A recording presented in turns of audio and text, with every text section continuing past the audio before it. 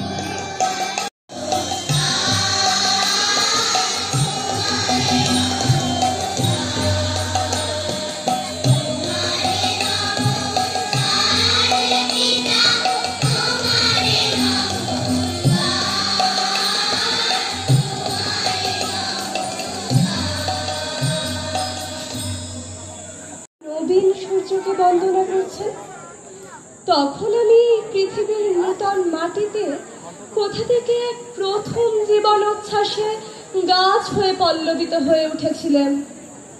তখন পৃথিবীতে জীব জন্তু কিছুই ছিল না।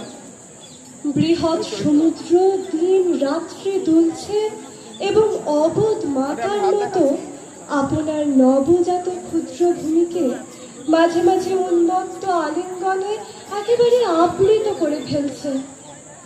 তখন আমি এই পৃথিবীতে আমার সর্বাঙ্গ দিয়ে প্রথম সূর্যালোক পান করেছিলেন। নবশিশুর মতো একটা অন্ধ জীবনের পুলকে নীলাম্বর তলে আন্দোলিত হয়ে উঠেছিলেন। এই আমার মাটির মাতাকে আমার সমস্ত শিকড়গুলি দিয়ে জড়িয়ে এর স্তন্য রস পান করেছিলেন। একটা মূঢ় আনন্দে আমার ফুল ফুটত এবং নবপল্লব উদ্গত হতো। যখন ঘন ঘটা করে বর্ষার মেঘ উঠত, তখন তার ঘন শ্যামচ্ছটায় আমার সমস্ত পল্লবকে একটি পরিচিত করতলের মতো স্পর্শ করত। তারপরেও নব নব যুগে এই পৃথিবীর মাটিতে আমি জন্মেছি। আমরা দুজনে একলা মুখোমুখি করে বসলেই আমাদের সেই বহুকালের পরিচয় যেন অল্পে অল্পে মনে পড়ে।